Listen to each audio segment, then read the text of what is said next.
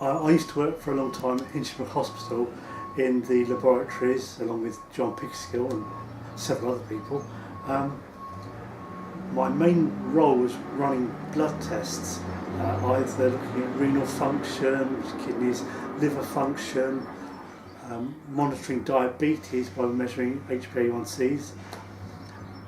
And one of the things I enjoyed doing in my work was wandering around the hospital meeting other people, because I was one of the few people who volunteered to go around maintaining the machines we had on wards. So I built up quite a good relationship there. And once again, bumped into other people who go to GBC in the course of my work. And that was a role I really loved and enjoyed doing for about 13, 14 years. And then, because the job was going to be changing, I was kind of thinking, okay, how am I going to escape? What I hadn't anticipated was the way God would intervene by changing the direction of my life in an unexpected way. Because I had this unusual abdominal pain, which I didn't really pay much attention to, but because Jude was away, there was nobody there to dissuade me. I thought I'd better go and see my GP. My GP is kind of used to the aches and pains I have, and she knew this was unusual, so she arranged for me to have a scan, and that scan subsequently showed me that I had lumps in my liver, and these lumps were diagnosed as cholangiocarcinoma, which in itself is a slightly scary diagnosis, because nowadays 90% of people with stage 4 cholangiocarcinoma are dead within 6 months. And here I am nearly 3 years later, and I was diagnosed with stage 4 cholangiocarcinoma. I think the thing I found about the diagnosis I received, it really helped that the first group of people I told about the diagnosis from Godmanchester Baptist Church was the music group I played with. Having my brothers and sisters praying for me gave me an assurance that I knew it was going to be okay. I don't know how it was going to be okay, but that it was going to be okay. And it's not just the prayer that helps, it's meeting people. One of the things that struck Jude and I was that every time we had one of the more scary meetings at the hospital, my first consultant meeting at Hinchinbrook Hospital was after I'd had the first scans done, and because I was sitting on the wrong side of the consultant, Jude could see the computer screen, and she could see the bottom of the letter which said fast track cancer process. And as we were leaving that consultant, she said, "Did you know you're on the fast track cancer?" I said, "I had no idea at all." And as we walked out of the door, we bumped into Suzanne Hamilton.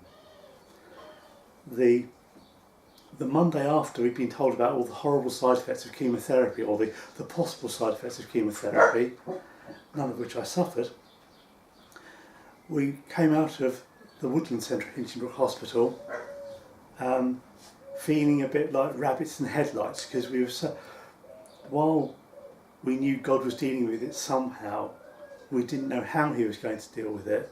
And we walked out of Woodlands into one of the busiest corridors of Hinchinbrook Hospital, and there was Colin Borland, one of the people who we knew from Godmanchester Baptist Church.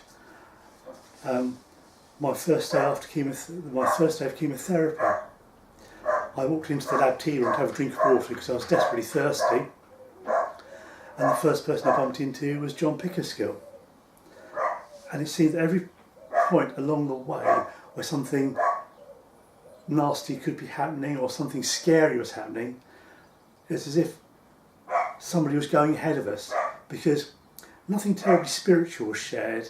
It was just the presence of the person saying, "Okay, God's still here, God's looking after you." And that seemed so reassuring, and it helped Jude and I through quite a difficult time.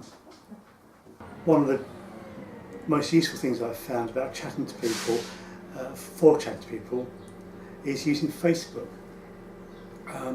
Because while I may not see the people I work with on a regular basis now, or was necessarily in a position to see them while I was having chemotherapy or during my other treatments.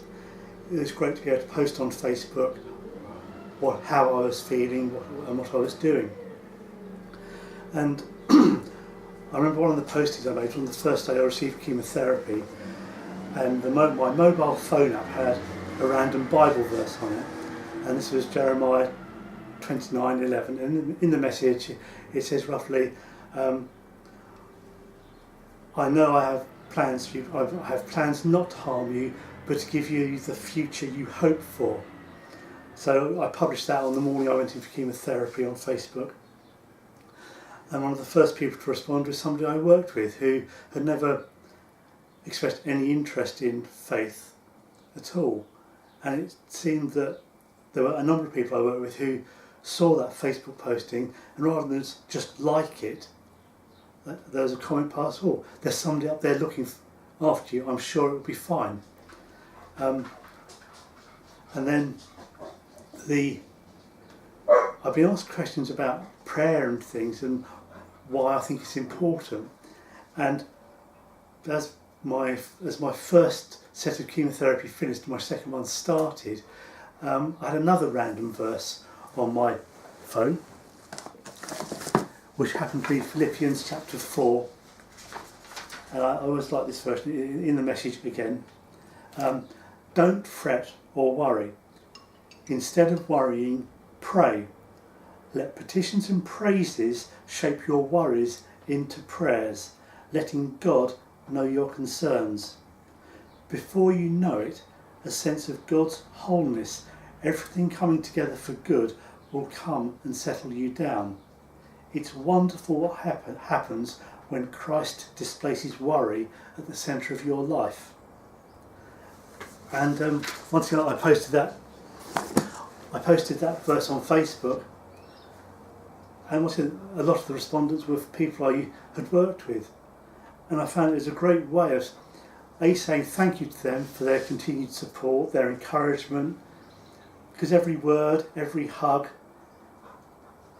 every prayer was important to me in how I was doing. It was an encouragement to Jude and the family to know there are people there looking after me. And it's once again, as I said to the lady before, it's a way of their people's God-given humanity engaging with me. For people to keep praying, and with thanksgiving for my continued good health.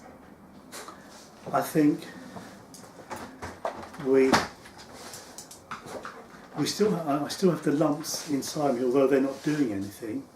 So I think praying for continued good health, praying for Jude as she goes about all the work she does, as well as supporting me. And I think for Ruth and Jonathan that they will understand how important Jude and my faith is. And while they've got a glimpse of what God can do, it would be really good if they could understand it for themselves. And the most important thing, I think, is that none of us are scared about what the future may bring, because it's all in God's hands.